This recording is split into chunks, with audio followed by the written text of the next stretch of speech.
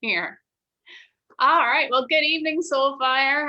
As you know, I'm Molly Maloney, and I'm here this evening with one of my favorite people, friend, mentor, teacher, Gina Millard, who I'm so excited was able to join us here this evening. Gina is a shamanic practitioner, a soul communicator. I know you do all sorts of, tell me all the different healing. You do so many things. Well, yeah, as you said, I'm a shamanic practitioner. And I think when I saw the lineup of people that were going to be tuning in tonight, a lot of them are people who are familiar with shamanism. Mm-hmm. But I'll do the, just the little cliff note for anyone who might not be. And all the other work I do comes under that umbrella. So I can start there if that's perfect. Helpful. Yeah, I think that's and perfect. I always say if you asked 5 different shamanic practitioners for the meaning, what does shamanism mean to you? You might get 5 different answers. Some of them would probably have a common thread, though, I would dare say. And for me, it's about the just soul to soul connection with spirit, recognizing that everything around us has spirit. We are connected to that. We are connected. Spirit is within as well.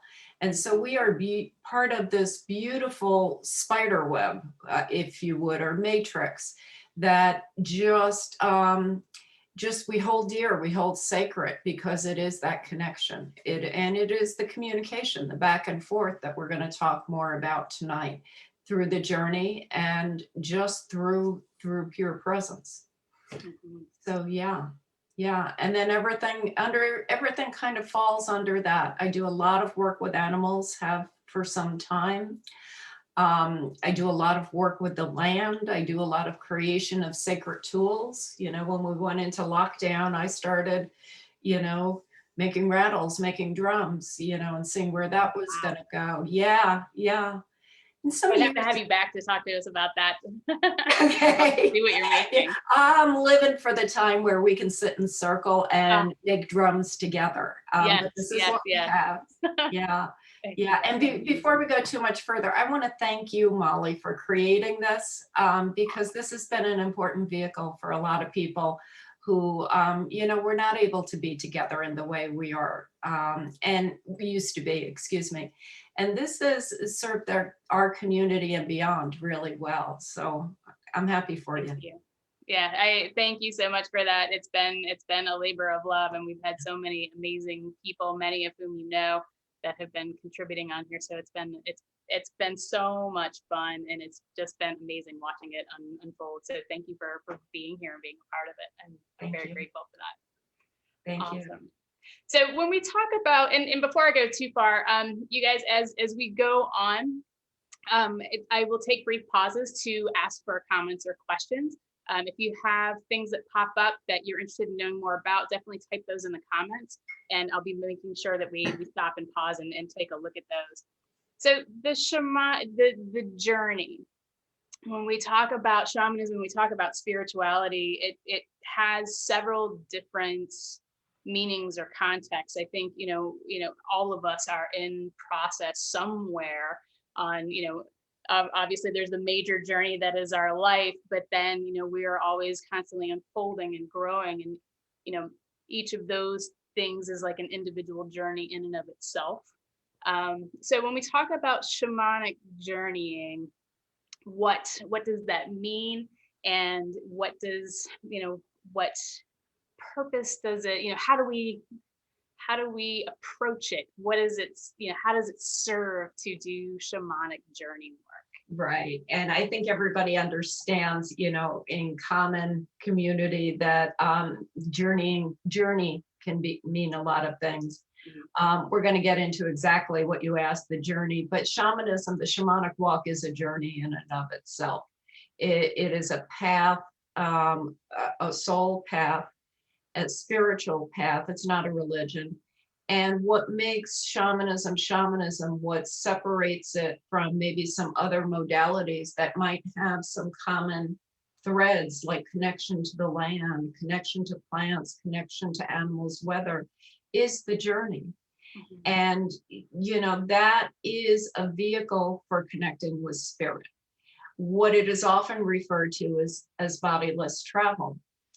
It's been practiced for generations and generations, shamanism and the journeying piece. And it's the way for connecting to spirit. It's the way for meeting to step into meeting your spirit guides. A lot of times you might have an experience where someone in a reading tells you who or what your spirit guide is, your power animal is. But the journey is the beautiful personal way of connection to spirit by being a hollow bone, a clear channel, and moving, usually on rhythmic sound, rhythmic noise, the drum beat, rocks, tapping rocks, sticks, from moving out of the physical body and your consciousness connecting to higher realms, sacred realms, realms of beauty, realms of truth, to meet those guides, to get divine wisdom. It can be for healing. You might journey for any number of things, but it's the beautiful process that is exactly a process. There is a format for doing it. Mostly in shamanism, we think there isn't a format because the primary things are do no harm and always with permission. But there is a format for journeying, to do it, and build your journeying skills, your journeying muscles, where you're going to those safe realms, going to your guides, and then returning. Returning is always the commitment. Yeah.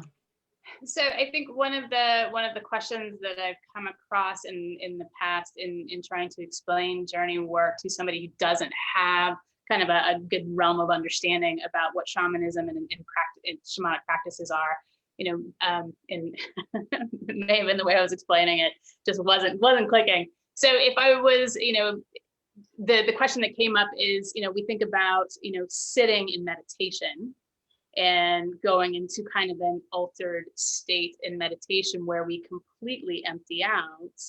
This is obviously a very, very different thing where we're still sitting and going into an altered state, but we are very much driving, would you say? Yeah. Yeah. When we think of meditate, or there's many ways of meditating, that I recognize. For me, when I meditate, I sit, or it can be meditation in the moment. But I get to that point of pure clarity where there is attachment to nothing. Things may show up, but they just pass into oblivion. Mm-hmm. But that place of the pure channel is the place of the journey as well, because you initiate it. You start by going with intention, and then you go. Your consciousness goes. If you were to watch me journey, my body would not disappear. I would still be sitting here, but I would be gone. The way I often describe it in a beginning journeying class is this. Have you ever had the experience when pre-COVID, when we were all going to work or going here, there, everywhere, but you're on your way to work and you're behind the wheel, and all of a sudden, you're running through this conversation with somebody at work, and you're going through the whole scenario. Your body is still driving the car. I always say, thank God I stopped at lights, or I assume I did. But you're already there. You're already having the conversation. You can see them. You can hear them. You're in it. In some ways, that's a journey. You're behind the wheel. The monotonous sound of the engine kind of launches you somewhere else. In shamanic journeying, we're doing it with intention. We have an intention for going. We know exactly where we're going and coming back. Yeah, that is the difference. People get a lot of download in the shower. The noise of the water hitting that monotonous sound. Right. Yeah. So those are all forms of, just how it happens spontaneously or naturally, but the shamanic journey is with intention. Yeah, and that makes perfect sense. So you're clearly stating a destination and a goal for going into this state, and in looking for input, looking to receive through that process. And it's interesting. I liked your analogy about the shower, because that's very true, and that is that's good for me to take in, because it's, we've talked in Soulfire before about different kinds of journey, and one of the things we've talked about is like plant medicine journey. And with this is, the journey that we're talking about here is very centered on that rhythmic drumming. Yes. And it's something that has been a little bit of a learning curve for me.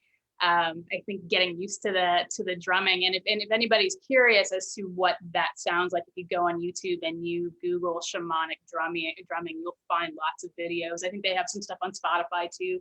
You can find tracks, and you'll hear this it tends to be deeper toned, I think, but it's pretty fast paced. So but it does eventually kind of numb out, which allows you to kind of let go of what's happening around, and almost like a meditative state, and then enter or exit out. If you were going to compare it to a meditative state, I'd compare it to what I could only identify as maybe active meditation, because you are moving, you are paying attention to what shows up along the way. In fact, that's usually the reason for going. You would say, why would you do it? But you do it to gain information. You do it for healing. There can be any number of reasons, personal reasons. The beautiful thing about the journey is that if you have something going in your life, you're in the spin of something and you need clarity, being able to journey gives you the tools for going and asking source for information on that. You don't have to run to somebody else for a reading. Not that readings aren't fun, and that they can be very insightful and everything, but it gives you the tools to be able to have your own connection, get your own information. When we're doing spiritual work, I always think that it coming directly to us getting the information just directly, spirit to hear, divine consciousness to hear. Ellen was on recently, angels to, the direct line of communication is always the most powerful, always the most powerful. Yeah. And one of the things that, you were on, I think this past summer, and we had a conversation around trusting, and obviously that's a topic that plugs into so many different things that we discuss here, from mediumship and different kinds of spirit communication. And obviously that's a major factor here too, is, learning how to trust the information that you're getting. So in that journey space, how did you overcome, how do you guide your students into, developing that trust and allowing the ego to step aside so that they can receive the information that's coming? Well, normally, when someone says, geez, I'm making this up, we congratulate them on still being human. That's something that keeps coming through in several conversations, because your ego steps in to protect you.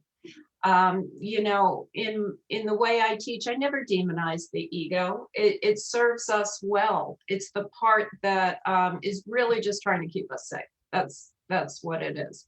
But it also limits us. It keeps us in a box a lot of times. Oh, you can't do that. That's too far out there. So, and I may have lost track here. When the ego shows up, we go through a process of learning to recognize it. That's part of the work of shamanism. It is about doing your own work. It's about coming to the place of clarity so you can be present for spirit, for receiving spirit's information.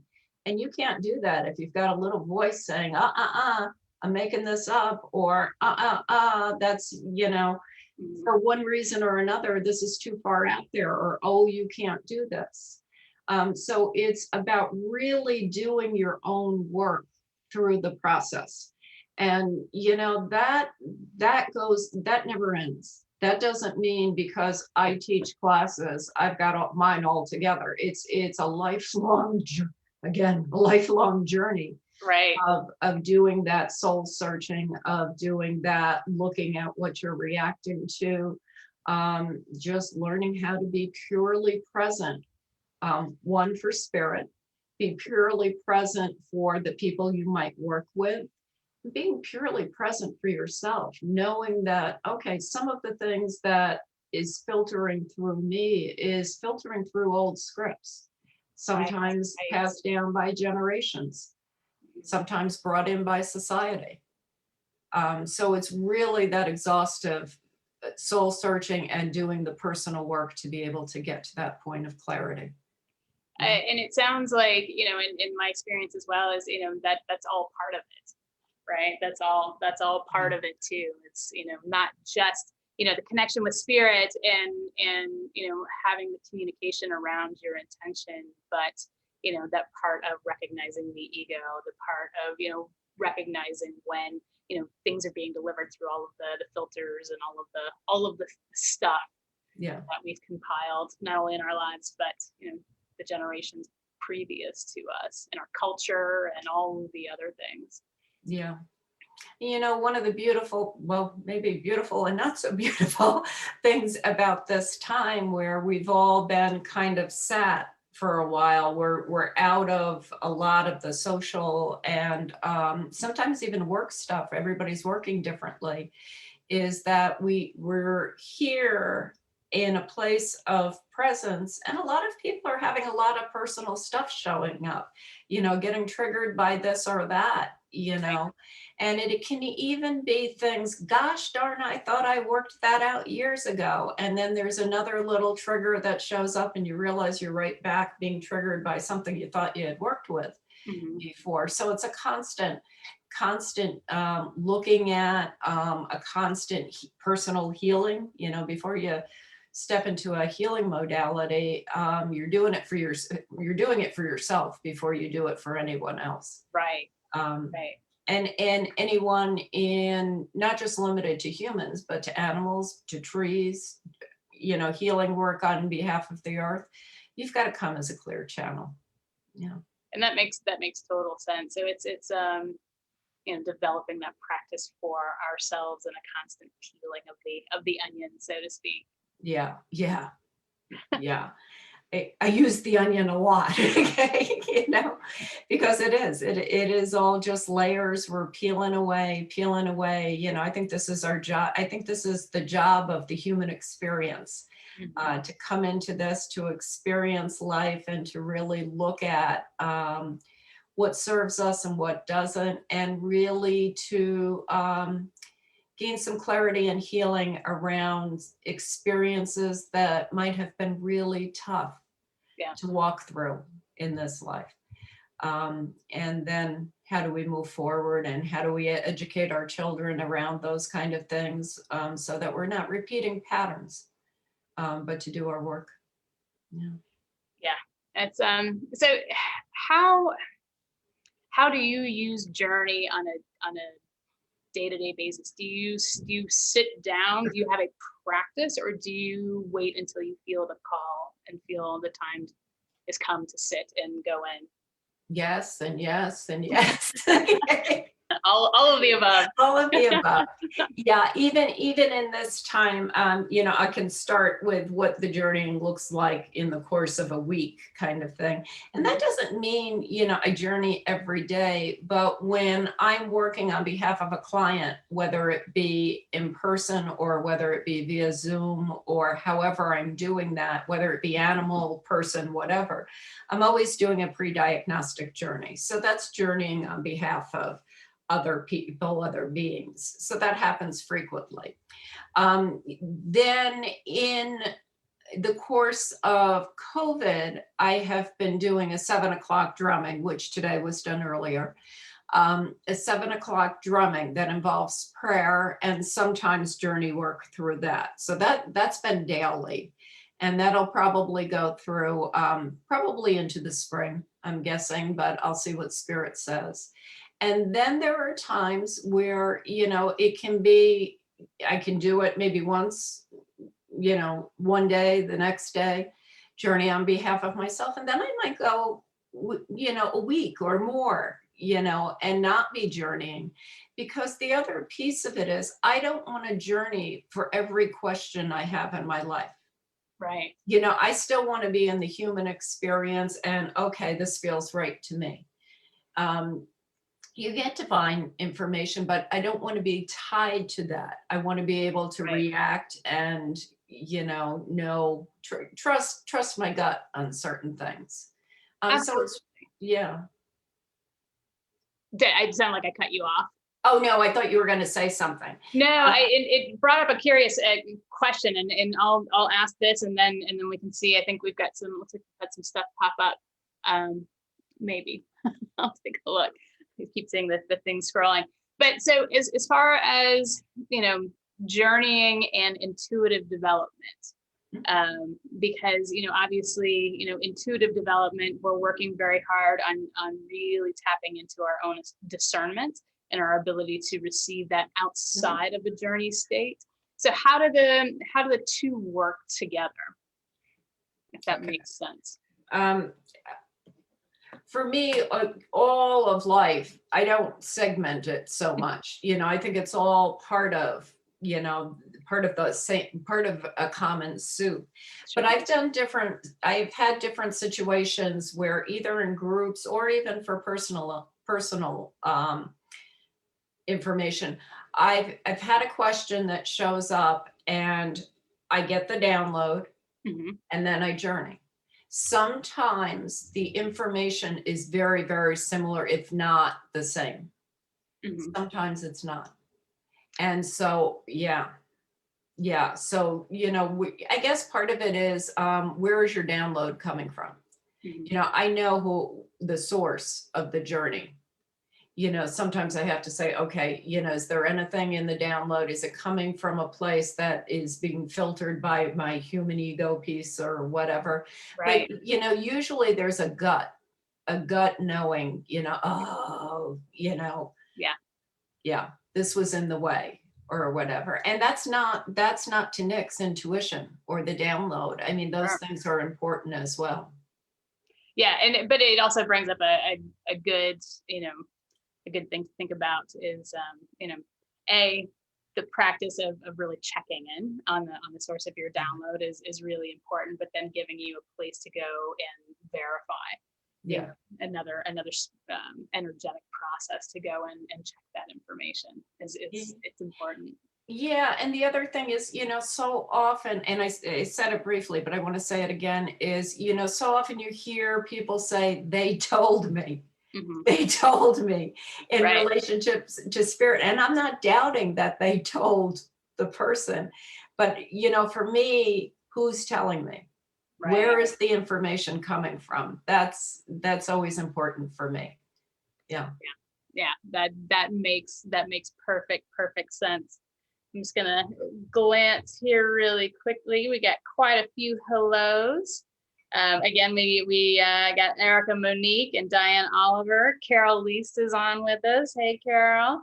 We've got Debbie Marnhope. And I'm always, Debbie, if I'm mispronouncing your last name, as always, please let me know. Names are important, and I want to make sure I'm saying yours correctly. So please correct me if that's not the way you say it. Lynn Green is on with us. Let's see. We've got Amy Boer. And Daniel Fife and Lynn Swan Barr. So we've got quite a few folks checking in with us, which is awesome. Lots of familiar faces. So great. Yeah. So, you know, we talk a lot about mediumship, and I know that, you know, obviously you and I have done platform mediumship events together, and you have you refer to it as soul communication. And tell me about how your journey process and your soul communication, how they work together.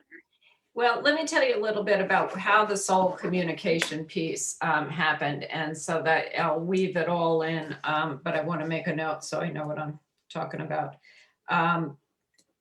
With the soul communication, yes, the first class I taught in soul was called soul communication.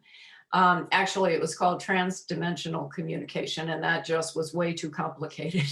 So, yeah, and what it was it was intended to be a series of classes. And I started with communicating with the dead.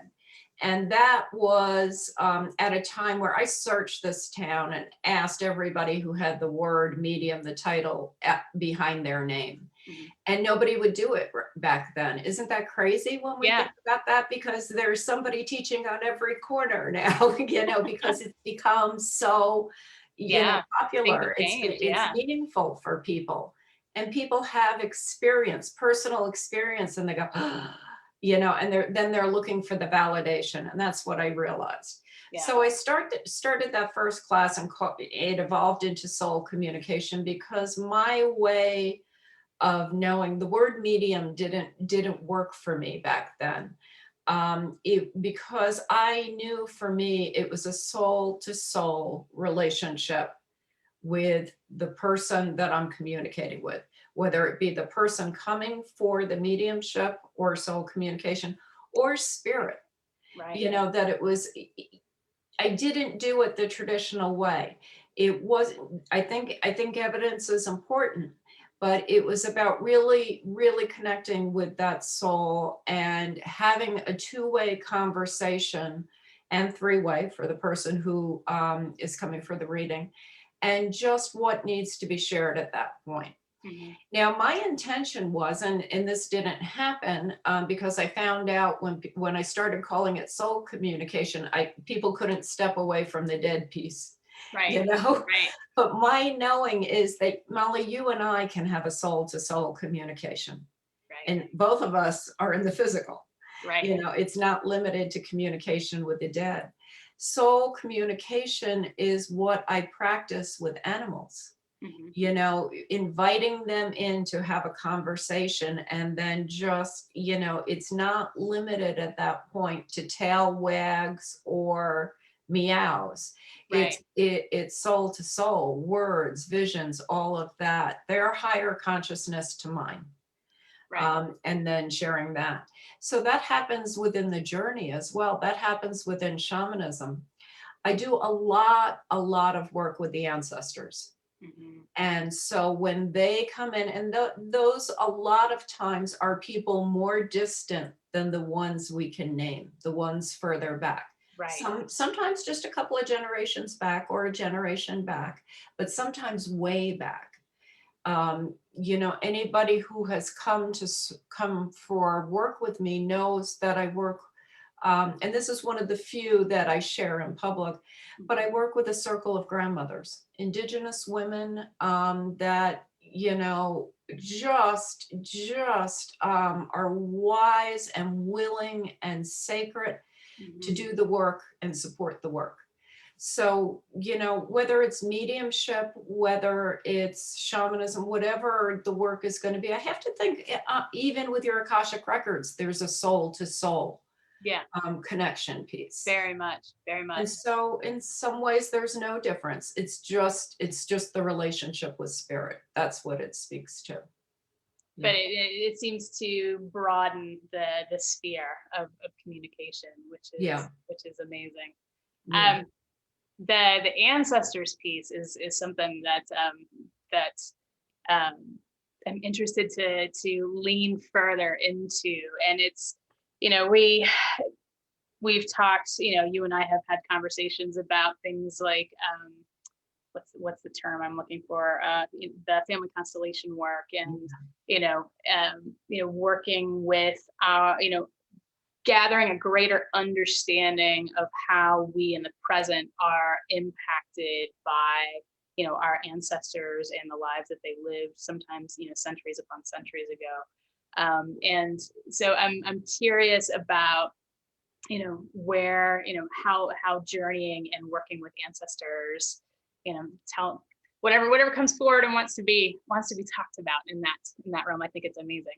Within the ancestors, yeah. I'll take it away from family constellation, and we may come back to that at some point. But in terms of the ancestors, within shamanism, we look at disease, dis-ease, imbalance, issues like that as being the source of or being sourced in two things. One, either we've lost energy along the way that we need back, and we call that soul retrieval. Sometimes we're carrying energy that doesn't serve. Sometimes it's not even ours. Yeah, right. But, and that needs to be released. But think about some of the things we may be carrying. They may be ways of navigating the world, ways of looking at work, money, those kinds of things. Yeah. They may be ways that we respond to trauma or issues in our lives. And our ancestors had experiences in their lives. They taught their children, those children taught their children. And sometimes we have energy. It can be simply not simply, but in the way of thought form. You have to work hard for your money. Right. Life is tough. All those things that when we were birthed into this world, we didn't have those. Right. They came from somewhere.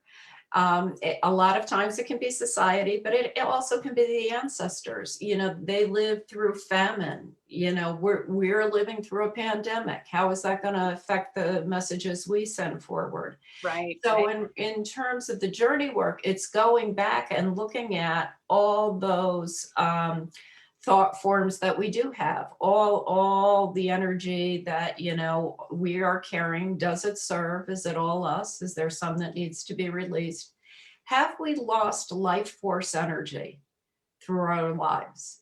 And sometimes we have, and how to reclaim that back, that which is needed back. Did our ancestors lose life force energy that impacts us forward? And how does that need to be rectified? How does that need to be brought back? And then as it gets transferred down, we live forward.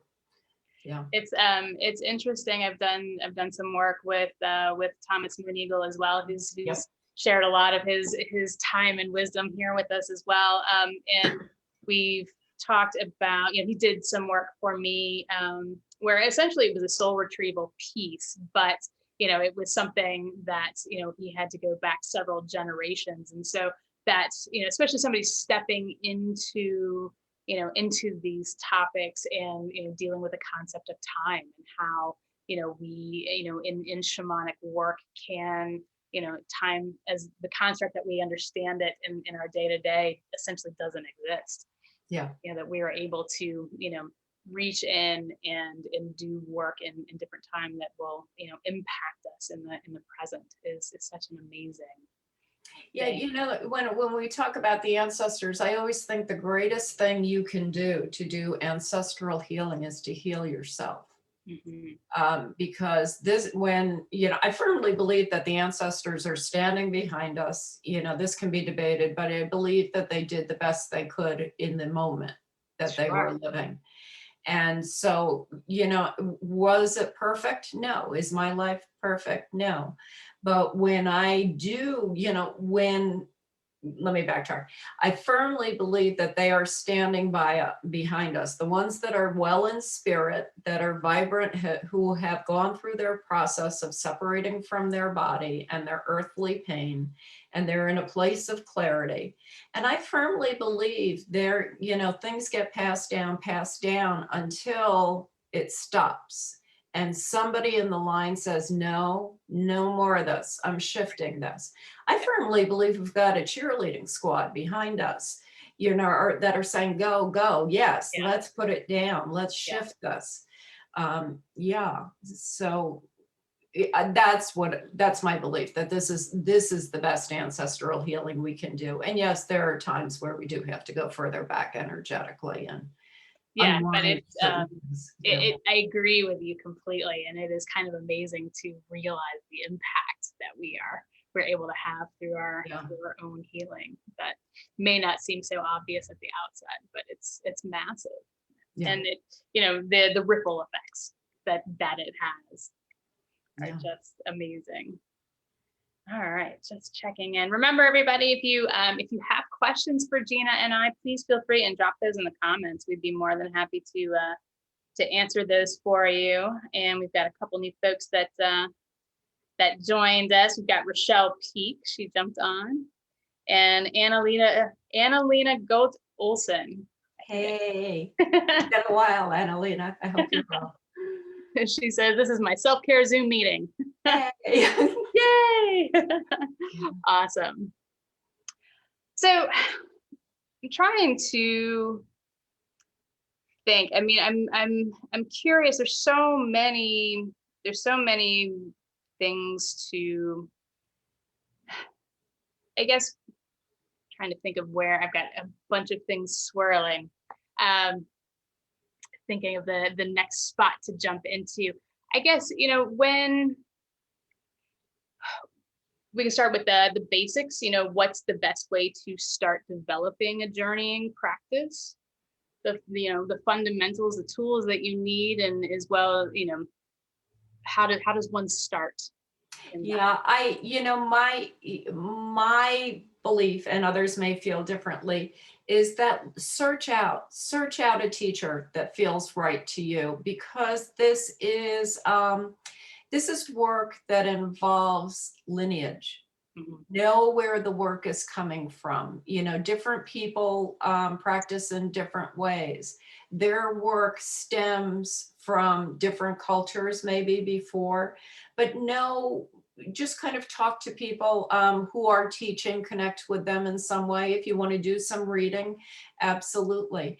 And go where it feels right. Go where it feels sacred. Be careful of your teachers. Pick someone who really feels in resonance. Years and generations and generations ago, people would come to what I will call the shaman. We call ourselves shamanic practitioners. We don't claim the title, and that's in reverence to tradition. But years and generations ago, people would come to a shaman usually for illness of some kind. They were marked, maybe a birthmark, epilepsy, some kind of thing that they were struggling with. People come for shamanism out of trauma today. That in some ways that hasn't changed too much. Sometimes they're coming just for curiosity and they want to learn. Right. That's an easier route, but we get to the deep stuff finally. Anyway, but they used to come to the shaman out of some kind of imbalance. They wanted healing. And in those ancient times, in those indigenous times, the exchange was often, I'm asking for healing with the agreement that I will step into the work. And yeah. And so when we think about how to come to the work, people come for different reasons, just as I mentioned. Sometimes they're just, they've read about it. Sometimes people keep hearing the word shamanism. What is it? Some people find, and this was very similar to my story, that they can come out of crisis, but they're also coming for a deep connection with nature, that there's some sense that they just need to be in the work or explore the work, and they almost can't identify why. Right. I landed in my first shamanic journeying class after sitting in Barbara Blecker's meditation circle. And I recently spoke on this in another interview, but her words, shamanism, and the more I went into it, explained everything that I had experienced in my life before. The connection to nature, the connection to spirit, the connection to those on the other side, the travel in my dreams that was kind of off the charts when I was young. But yeah, sometimes you're just drawn, but the best way is to sit in a circle and learn. Learn in community. Shamanism is very community based, because that's what our ancestors did. That's where the lineage goes back to. Can we sit in community easily now? No. So, there are some courses online with Sandra Ingerman. She's teaching the Foundation for Shamanic Studies, also teaches some classes online. You know, we're waiting to be able to come back to circle. We're doing what we can online, and but you know, the difference is going to be when you sit in circle in a community and you're drumming together, the vibration of that drum, like you called this, what was it? The song of the drum. It's even more than the song, it's the vibration. That's something that doesn't translate as easily online. It's like you've got to feel it. Right. So yeah, we're just doing what we can do. I've worked with a couple of people individually recently, you know, very spread apart and, you know, safe and all that.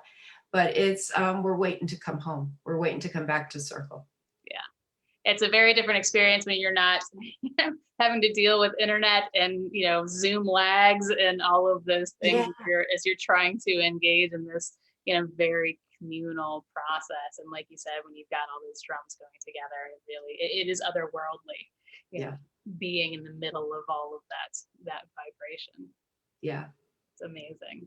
And of course, for folks that are Louisville based, you've got amazing opportunities for, you know, sitting in circle and learning, journeying. Gina, tell us a little bit about obviously you've been teaching journeying classes for many years now. So I guess you are going to be offering things online for well, I've taken, you know, I do a monthly group and that's gone online. You know, I'm doing what we can do to hold community together. You know, I'm looking at going forward. I don't have the staying power to do 6 or 7 hours at a shot online, which is what a beginning journeying class is. That doesn't mean it couldn't be done in 2 sections or in different ways. I'm going to look at how long this actually goes on. I've worked with a couple of people through this, you know, distance and whatnot in person, but that's very few. And we're just doing our best. What it may come down is to do some shorter classes, maybe not the beginning journeying, because I think that has to be done. It has to be done in integrity. You can't compromise the work. And that's the part that, you know, I'm waiting and seeing, you know, is this the thing to do? But there's a lot that can be done on Zoom in terms of connection, you know, because before you ever journey, what is your connection to the outdoors? Is nature. There's a lot that can be done around that before you ever step into the journeying piece. Because there will be people who are listening here who are deeply connected to nature, or, you know, are just in awe when the cardinal lands just feet from them, or the hawk is circling overhead. That is part of the shamanic journey. Working within the rhythms of nature, really getting connected. And so there's a lot that can be done with that, you know, before you ever step into the journeying piece. Just tapping into your own connections and really feeling into that and exploring. Yeah. How many of us have been swearing at the snow and the cold? I love snow if I'm not in it. It's a whole lot easier if you're working within the flow of nature and recognize that winter is the healing place where we, you know, and everything we want to manifest and bring forward is held under that, you know, held beneath, held in the darkness, held under the snow and everything. And this is the time to be slow and quiet. Now, granted, we feel like we've been slow and quiet for almost a year now. Right. Yeah. So, but to really grasp onto that, really go within the darkness, really look at how are you dealing with it physically, emotionally, and spiritually, because we eat different in the winter than we do in the summer, or our ancestors did. Our ancestors weren't going for a whole lot of sugar and fruit right now because I'm not sure I'm eating differently in the winter than I did in the summer, but yeah, all those things. So it's about being in the flow of nature and her rhythms on all levels, physically, emotionally, and spiritually. And so walking a shamanic path means that too, you know, really looking at those areas in our lives, you know, where are we knocking our heads together or against the wall? Where are we resisting? Have you got your heat turned up to 75 and, refusing to Right. be cold? Those Right. kind of things. So a whole lot can be done in the meantime. You can step onto your shamanic path by simply beginning the process by aligning with nature. Yeah, that's beautiful. Yes, yes.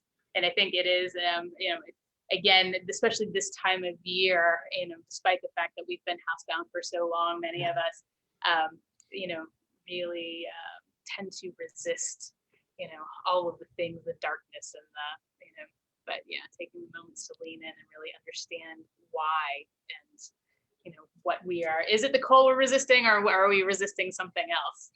Well, anybody who is part of my monthly circle, our monthly circle, it's not mine, we're all together in this, is we've heard, I've been saying this over and over again. I firmly believe that this pocket in time, 2020 and now beyond, has been an opportunity for incredible growth, because we have been forced to look at everything that shows up, every vulnerability, every fear. And we've had some big ones. People have lost jobs, have had illness, lost loved ones, all this. This has been big.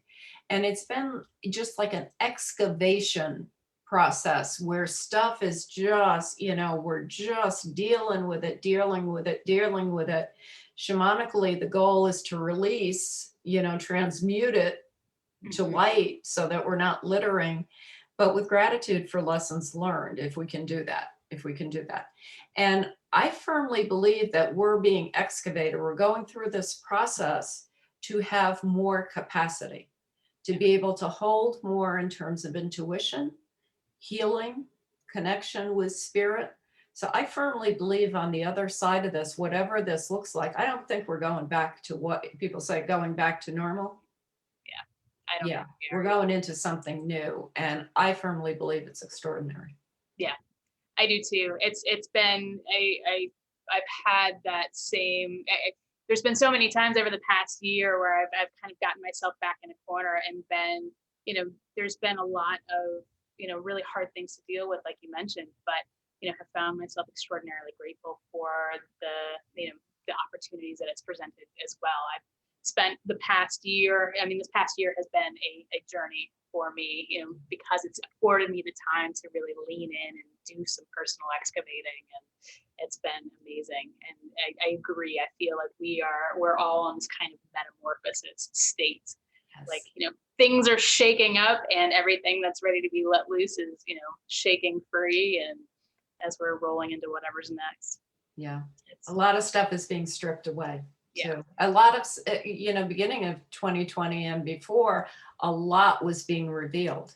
We got to take a real good look at exactly who we are as a society, as individuals, what feels right, what feels wrong. And then the challenge is to,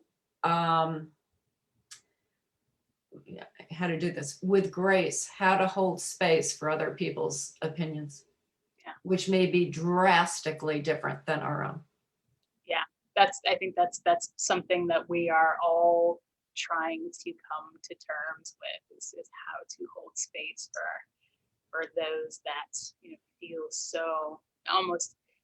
And sometimes I encounter and these are people that I'm their family members. Yeah. Their opinions are so foreign to me. And so, trying to lean into the common spaces, the common ground that we still share, and find ways to, compassionately and openly hold space for things that we don't agree with. Yeah.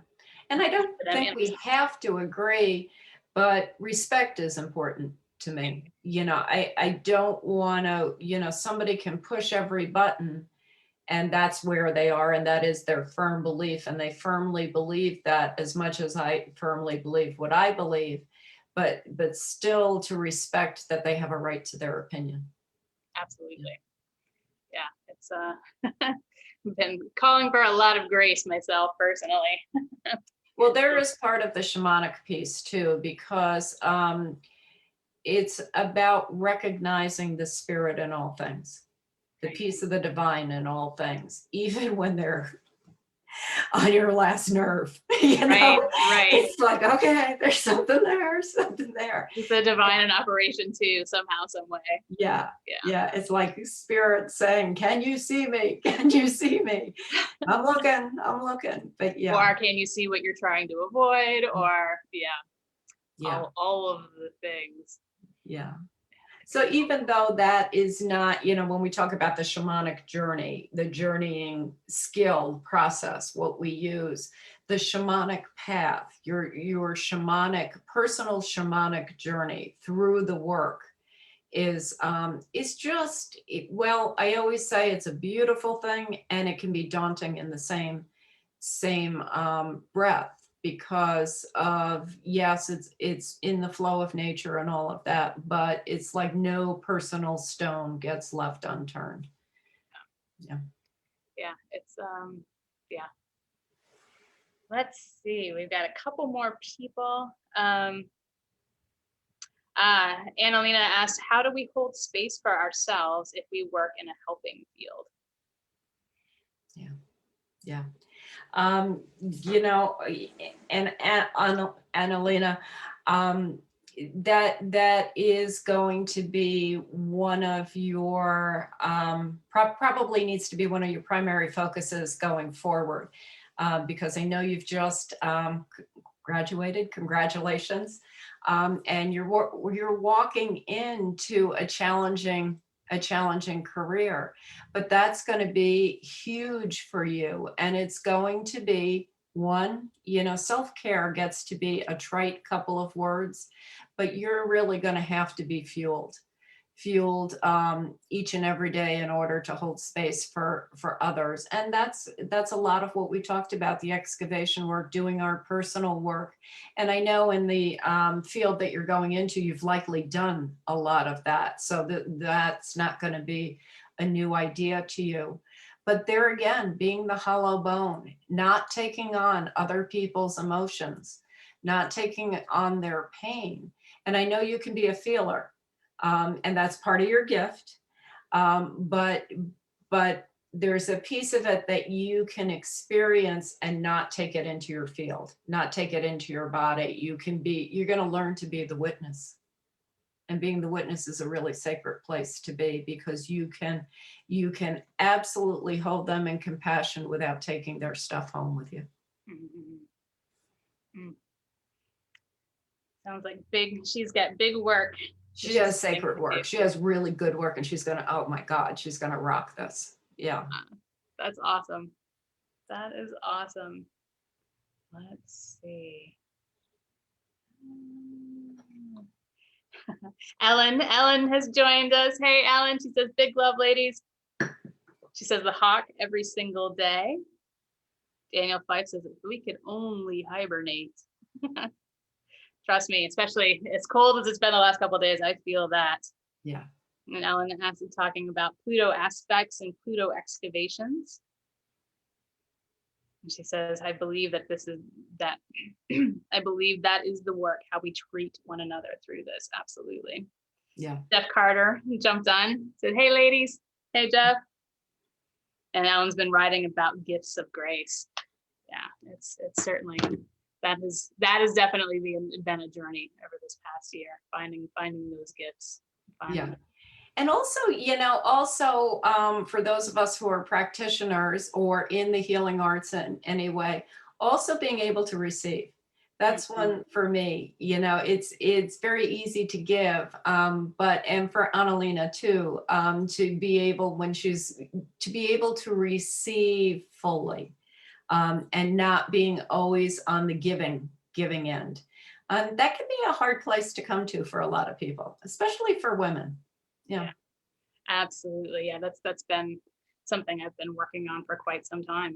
It's not something, and I do agree. I think this is something that especially women are kind of entrained into, that, you know, we are the givers, the doers, the nurturers, the caretakers. And so receiving feels almost, you know, you feel a little discombobulated, like something's off kilter a little bit. Debbie mentioned, she said, when I did a shamanic journey with Gina, I discovered that drumming helped me to go deeper into meditation, stay focused and grounded, which was so important. That's interesting. Yeah, some people initially can have a little bit of the resistance until they get into the flow of it. And I would drum for you here, but Zoom recognizes the drumming as ambient noise and cancels it out. Oh, So interesting. yeah, that's been one of the challenges. Yeah. We could run a drumming track, but it's such a different thing because it's the vibration that's important. I will show you this for those of you who are not familiar. This is the kind of drum we use. It's a 16-inch drum. Is that one of the ones that you've made recently? My husband made this one. No, I've made two others over the course of the last couple of months, and it's interesting. Neither are ready to be played in community, and we're not in a place where we're in community yet. Right. So, yeah, but that is an extraordinary process. The process of making your drum, making your tools. My friend Carol Least and I used to teach a sacred tools making workshop, and time again, we would say, the most powerful tools you can use are those that you create. And it is true. It's, when you think about the song of the drum, you're infusing your energy into that, the energy of the animal, if it's a hide drum, the wood that's used as the rim, all of that. It's a sacred process. And that's true with anything you create. Molly, you're an artist. I know you do that. And in fact, I have one of your pieces right to my left here. Oh, yeah. I know. And it's just, it's part of, shamanism involves bringing the sacred to every piece of your life. As we do a lot of ceremony, but the truth is that ceremony can be every breath you take. Every step you take is dedicated to spirit, is dedicated to healing, the betterment of this world. So that's a piece of it too, as well. Yeah. That's beautiful. Yeah. Yeah, that's perfect. That seems like a perfect note to wrap up on. Please tell, I put everything in the comments in the event description, everybody, for Gina, how to get in touch with her if you are interested in taking one of her classes, if you're interested in working with her one-on-one. The link to her website is in the description. Tell us about some of the things that you've got going on or things that are in the works. Okay, my office is on Frankfurt Avenue. A lot of what I'm doing is on Zoom, because that's the safest way to do it. A few people are seen in person. Those are the ones who, I've seen usually for a while, or can assure me they've, as best we can, been social distancing and compliant with the restrictions. What I do a lot of, especially right now, is sometimes people just have questions. Don't necessarily want a healing session, don't necessarily want a Zoom session. And even pre-COVID, it would not be unusual for somebody who just would call or email or text or, via the website to just want to have a conversation. And I'm open to that as well, because we're all in this together right now. We're just trying to get through it. And sometimes especially after something like this, after an initiation of sorts, what we're walking through right now, or a personal initiation, a time of, real struggle where you're just trying to find the tools, find the pieces on the other side. Sometimes you just need to connect with somebody who's like-minded. And I am more than willing to do that. Until the point we can get together in community again. Awesome. Yeah. But connect with me on Facebook. The website is shamansfire.live. And yeah. Awesome. Thank you. Thank you so much for being here with us tonight and having this talk. It's always wonderful to share space with you and hear your words and wisdom. And so thank you very much. I'm very grateful. Thank you. All right. Thank you very much, everybody. And we will be seeing you again very, very soon. Have a wonderful night.